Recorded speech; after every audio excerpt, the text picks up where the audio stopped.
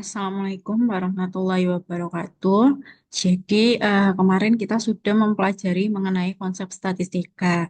Yang selanjutnya kita akan mempelajari mengenai distribusi frekuensi.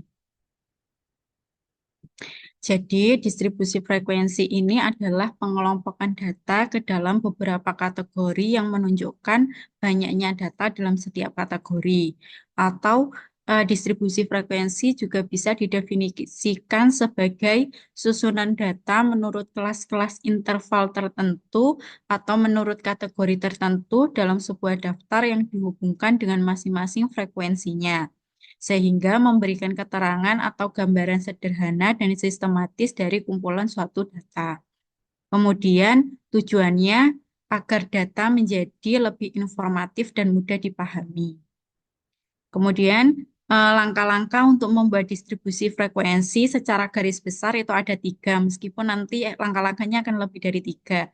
Jadi yang pertama adalah mengurutkan data, yang kedua adalah membuat kategori atau kelas data, kemudian yang ketiga itu melakukan tabulasi data. Nah, langkah yang pertama adalah mengurutkan data. Jadi, data yang kita miliki itu dapat diurutkan dari data terkecil ke data yang terbesar atau dari data terbesar ke terkecil. Kemudian, tujuannya adalah untuk memudahkan dalam melakukan tabulasi pada langkah ketiga. Nah, ini langkah yang pertama. Jadi, di sini kita punya data harga saham.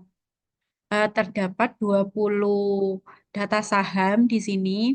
Kemudian pada data ini datanya sudah urut dari harga saham terkecil sampai harga saham terbesar. Kalau semisal di sini belum urut, maka kalian harus mengurutkan dari harga saham terkecil ke terbesar atau dari terbesar ke terkecil, seperti itu. Nah, dari data yang sudah diurutkan, kita bisa tahu bahwa nilai terkecilnya adalah 215 dan nilai terbesarnya adalah 9.750. Nah, kemudian langkah kedua yaitu kita menentukan banyaknya kelas. Di sini tidak ada ukuran pasti berapa banyaknya kelas, sehingga tahapannya adalah kalian bisa menyesuaikan banyak kelas dengan kebutuhan atau menentukan interval kelas. Jadi, biasanya banyaknya kelas atau jumlah kategori ini digunakan aturan Sturges gitu. Nah, jadi di sini rumusnya adalah K sama dengan 1 plus 3,322 log N, di mana N di sini itu adalah banyaknya data. Di data yang kita punya banyaknya adalah sebanyak 20, sehingga K yang didapatkan adalah 5,322. Nah, karena banyaknya kelas itu tidak boleh desimal, maka kalian boleh membulatkan banyaknya kelas ke atas atau ke bawah. Dalam contoh ini kita akan membulatkan ke bawah. Jadi kelas yang diambil itu sebanyak 5. Tuh. Kemudian setelah kita menentukan banyaknya kelas, selanjutnya adalah kita menentukan interval kelas. Jadi interval kelas itu rumusnya adalah ring dibagi jumlah kelas. Ring itu apa? Jadi ring itu adalah jarak nilai terbesar ke nilai terkecil. Makanya di sini rumusnya adalah nilai terbesar dikurangi dengan nilai terkecil dibagi dengan jumlah kelas. Nah, ini adalah contohnya. Tadi kita sudah mendapatkan bahwa nilai terbesarnya adalah 9.750. Kemudian nilai terendahnya itu adalah 215. Nah, em, kemudian di sini interval kelas adalah nilai terbesar dikurangi nilai terkecil dibagi dengan jumlah kelas atau banyaknya kelas. Sehingga didapatkan bahwa interval kelasnya adalah 1907. Yang selanjutnya, ketika kita sudah mendapatkan interval kelas tadi, maka kita bisa membuat, tadi sudah ditentukan banyaknya kelas adalah sebanyak 5. 1, 2, 3, 4, 5. Kemudian interval kelasnya itu digunakan untuk menentukan panjang interval. Jadi data terkecil yang kita punya adalah 215. Kemudian ini disebut dengan batas bawah. Untuk menentukan batas atas intervalnya, maka 215 ditambah dengan panjang interval, yaitu 1907. Sehingga didapatkan adalah 2122. Nah, kemudian untuk menentukan batas bawah kelas selanjutnya itu adalah batas atas kelas sebelumnya ditambah dengan 1. Sehingga di sini 2123. Kemudian ditambah lagi dengan 1907, maka hasilnya adalah 4030. Itu akan terus berjalan sampai kelas yang terakhir. Yang selanjutnya, tahapan ketiga atau langkah ketiga yaitu melakukan tabulasi data atau penturusan. Nah, di sini kita hitung banyaknya data yang berada di dalam interval yang sudah terbentuk itu berapa. Oh, ternyata setelah dihitung di sini banyaknya data yang berada di 215 hingga 2122 itu adalah sebanyak 14. Nah, jadi di sini 14. Nah, kemudian di sini kan batasnya 2122. Maka setelah 2123 sampai 3040 banyaknya ada berapa? 1, 2, 3. Ya, kalau tidak salah. Nih, 4030. Jadi yang masuk dalam 2123 sampai 4030 itu ada berapa? 1, 2, 3. 3. Nah, jadi sebanyak 3 data dan seterusnya. Kemudian setelah itu setelah tahapan ketiga yaitu kita sudah menentukan atau melakukan tabulasi data, yang selanjutnya adalah kita menentukan frekuensi relatif. Jadi frekuensi relatif ini adalah frekuensi setiap kelas dibandingkan dengan frekuensi total atau biasa kita sebut dengan persentase gitu. Tujuannya itu adalah untuk memudahkan membaca data secara tepat dan tidak kehilangan makna dari kandungan data. Nah, jadi rumusnya tadi banyaknya data setiap kelas dibagi dengan jumlah total yaitu 20. Kemudian jangan lupa dikalikan dengan 100. Sehingga hasilnya adalah 70. Kemudian kalau ini 3/20 dikali 100 hasilnya adalah 15 dan seterusnya. Nah, kalau frekuensi relatif ini ditotal, maka hasilnya harus menghasilkan 100%. Nah, yang selanjutnya adalah menentukan nilai tengah. Nilai tengah ini merupakan nilai interval bawah ditambah dengan nilai interval atas dibagi dengan 2. Ini adalah em, nilai tengah. Ini harusnya nilai tengah ya, bukan FR. Nah, selanjutnya yaitu penyajian data. Jadi di penyajian data kita bisa menentukan batas kelas bawah dan juga batas kelas atas yang tadi sudah saya sebutkan gitu. Kemudian ada yang namanya nilai tepi kelas untuk nilai tepi bawah dan nilai tepi atas. Nah, untuk menentukan nilai tepi bawah dan nilai tepi atas, paling mudah adalah batas kelas bawah itu dikurangi 0,5, batas kelas atas ini dibagi ditambah 0,5. Nah, kemudian atau caranya di sini 215 dikurangi dengan 0,5 hasilnya adalah 214,5. Kemudian untuk menentukan nilai tepi kelas di sini bisa menggunakan cara batas atas kelas pertama ditambah bawah kelas kedua dibagi dengan 2 gitu. Jadi nanti nilai dari interval kelas nilai tepi bawah kelas kedua itu sama dengan nilai tepi atas kelas pertama. Seperti itu. Jadi nanti dia akan berhimpitan. Nah, kemudian frekuensi kumulatif itu juga ada 2. Ada frekuensi kumulatif lebih dari dan frekuensi kumulatif kurang dari. Nah, untuk frekuensi kumulatif kurang dari itu dimulai dari 0. Jadi, frekuensi yang pertama itu 0. Kemudian setelah adanya kelas pertama sebanyak 14, maka yang kedua ini 14. Bertambah terus hingga mencapai jumlah data. Nah, 14. Kemudian data selanjutnya ketika sudah ditambahkan ada 3 jadi 17. Tambah satu, kemudian satu, kemudian satu sehingga 20. Itu kalau kurang dari. Kalau semisal lebih dari, dia kebalikannya. Berasal dari banyaknya data hingga sampai jumlah yang terakhir adalah 0. Caranya sama, kita tentukan dulu 20. Kemudian karena kelas ke-1 itu 14, maka dikurangi dengan 14 hasilnya 6. 6 dikurangi dengan 3 hasilnya 3. 3 dikurangi satu 2 dan seterusnya. Nah, yang selanjutnya, ketika kita sudah mendapatkan tabel distribusi eh, frekuensi, maka nanti tabel distribusi frekuensi itu bisa kita gunakan untuk membuat sebuah grafik gitu. Jadi sebenarnya ini karena kita ingin menunjukkan frekuensi kumulatif, maka dia muncul frekuensi kumulatif.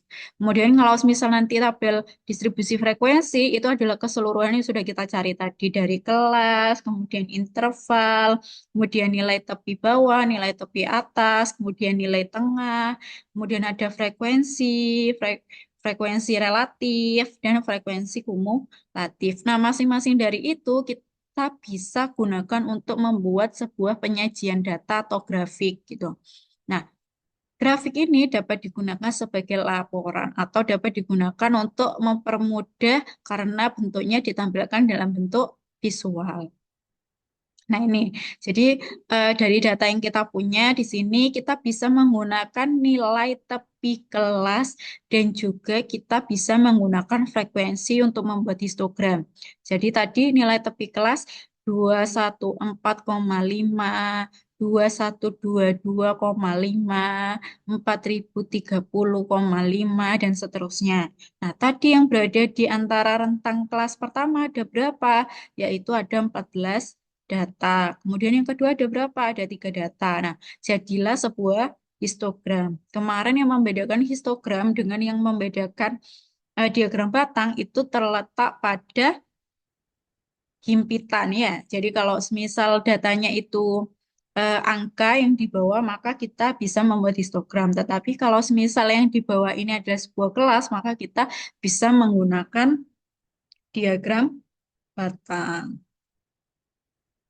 Ya, selanjutnya untuk membuat kurva Ogif di sini itu kita bisa menggunakan data dari frekuensi kumulatif kurang dari dan frekuensi kumulatif lebih dari.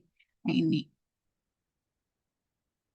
Ini adalah frekuensi kumulatif kurang dari, ini adalah frekuensi kumulatif lebih dari. Kalau misal dipelajari dalam ekonomi, nanti di sini itu ada yang dinamakan dengan titik keseimbangan. Tapi karena kita bukan belajar di ekonomi, jadi ini digunakan untuk menunjukkan kombinasi antara interval kelas dengan frekuensi kumulatif. Nah, agar lebih mudah, kita bisa mempelajari menggunakan Excel. Jadi kalian boleh kalau semisal kalian ingin melakukan perhitungan manual dengan menggunakan kalkulator. Nah, di sini tapi saya akan mencontohkan ketika kita mempelajari menggunakan Excel gitu ya. Nanti bisa dicoba juga masing-masing. Nah, jadi kita sudah punya data harga saham tadi, ada 20 data harga saham. Kemudian kita urutkan. Nah, setelah itu kita mendapatkan nilai terkecil dan nilai terbesar. Di mana nilai terkecilnya itu adalah 215 dan nilai terbesarnya adalah 9.750. Nah, kemudian ketika kita sudah menentukan ini, sudah mengurutkan data, maka yang langkah kedua adalah kita membuat kelas. Kelas gitu. Nah, jadi kelasnya ada berapa? Dengan cara sama dengan 1 plus 3,322 dikali dengan log N. N-nya ada berapa? 20 ya. Tak taruh sini deh. Nah, di sini N sebanyak 20. Nah, hasilnya 5,322.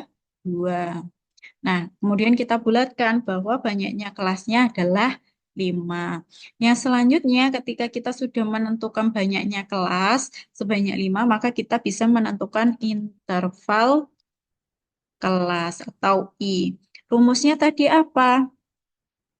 Nilai terbesar dikurangi nilai terkecil dibagi dengan 5. Hasilnya adalah 1907. Nah, setelah kita mendapatkan ini semua, maka kita selanjutnya adalah melakukan tabulasi data. Kemudian kelas yang kita punya adalah sebanyak 5, sudah sesuai. Nah, kemudian batas bawah untuk kelas pertama itu adalah 215. Untuk menentukan batas bawah kelas selanjutnya itu adalah batas bawah ini ditambah dengan interval kelas. Ada nih. Nah, ini dikunci.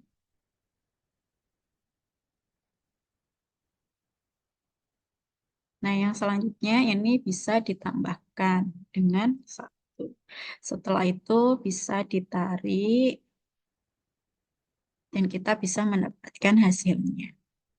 Nah, ini akan sama dengan yang sudah ada di PPT. Yang selanjutnya, untuk menentukan frekuensi di sini, kalian bisa pakai formula frekuensi. Nah, kemudian datanya itu adalah data harga saham. Kemudian array-nya itu adalah pakai batas atas. Nah, jadi, Waalaikumsalam. Nah, yang selanjutnya,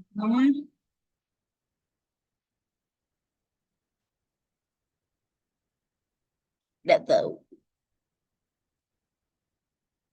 Nah, selanjutnya itu kita membuat frekuensi relatif ya. Di sini rumusnya tadi adalah em, frekuensi dibagi dengan banyaknya data dikali dengan 100%.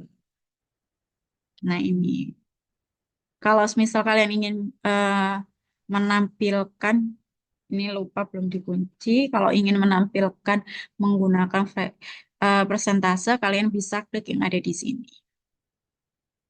Tuh. Kemudian untuk menentukan nilai tepi bawah ini tadi sudah saya katakan kalian bisa pakai apa nilai batas bawah dikurangi dengan 0,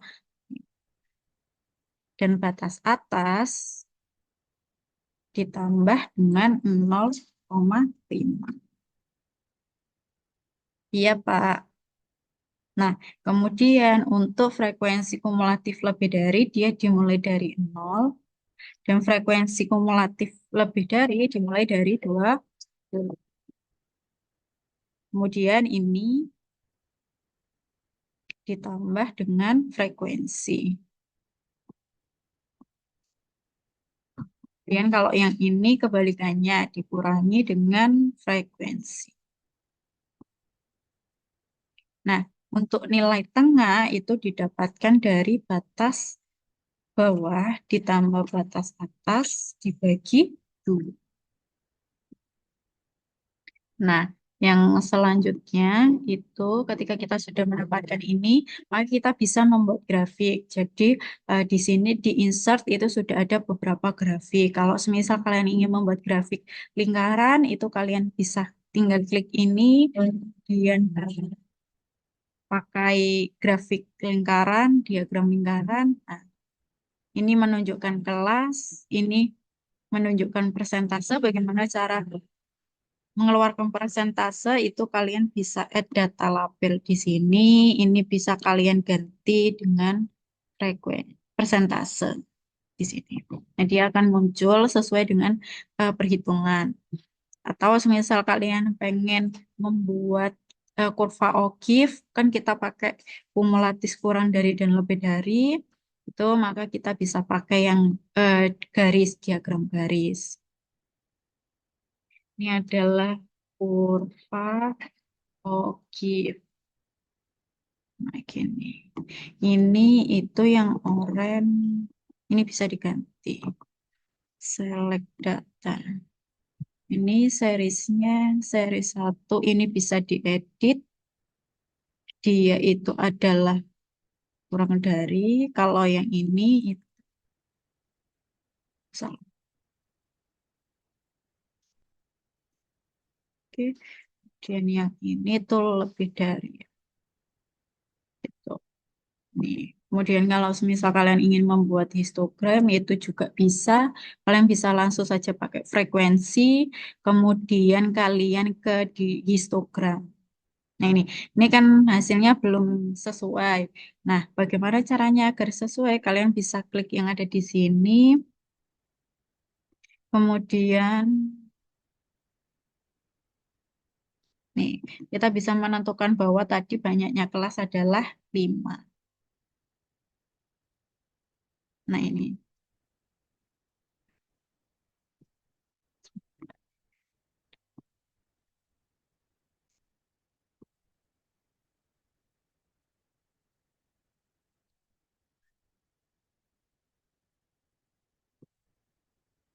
Kita pakai ini saja untuk membuat histogram. Ini kemudian ini diganti dengan number of bin-nya adalah 5. Nah, hasilnya akan sama seperti em, yang ada di sini. Jadi 215 sampai 2122 sebanyak 14 sebanyak ini. Mungkin angkanya tidak sama persis ya, tapi hasilnya akan sama gitu. Jadi ini adalah materi untuk distribusi frekuensi. Kalian bisa coba masing-masing. Nah, nanti kalau misal ada yang kurang bisa dipahami, bisa ditanyakan ketika kita di kelas atau boleh kalau misal ingin bertanya di grup em, kelas gitu. Saya akhiri. Wassalamualaikum warahmatullahi wabarakatuh.